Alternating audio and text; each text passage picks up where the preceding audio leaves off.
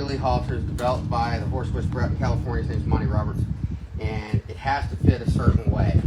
And so there are 3 adjustments on this. The top of the horse's head up here is called the pole.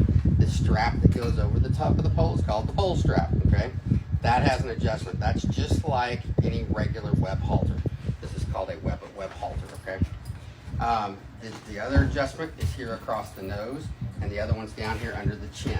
Okay, and if Moose will stand still for a minute, we can work on that. So what I want to do is adjust this halter so that we still have slack in the nose band, but it's up tight enough, because this feels tight, but it's not actually fitting correctly.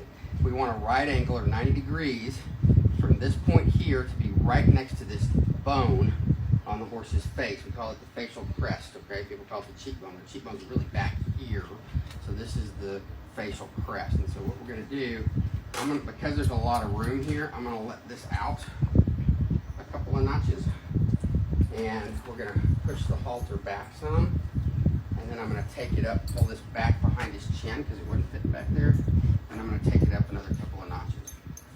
And that way, it's right. If you look at it now, you don't have, it's not up on top of the facial crest, and it's not down too far below the facial crest. It's like a half a finger maybe, and that's good. You want to be able to pull out on the nose band so you can get one finger underneath it. You want to be able to pull out underneath the chin and get one finger underneath it, and you want to be able to lift up here and get one finger underneath it. And that is tight, okay? It is tight, but you can still get a finger underneath. And then back here under the throat, you should be able to get a few fingers back here. And all buckles buckled. And then when you're done, you want to dress them properly.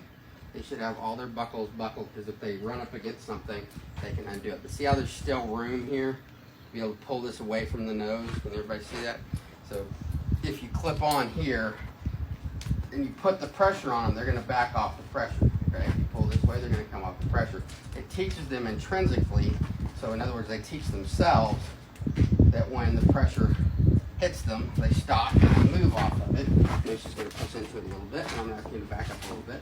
And then we pull and release this a little bit when they've done it right. Okay? And you can give them a little rub on the head, a little good boy, good girl.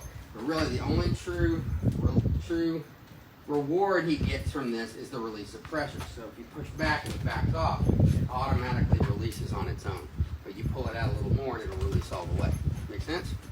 But the main thing about fitting it is you want to open things up enough so that you can get this right angle here, so it's right up against that facial crest there, and this is not tight. You don't want to have it on there and this is already tight, okay? And you don't want it to be 6 feet long either, so that way you can take it up. There are different sizes of this halter, okay?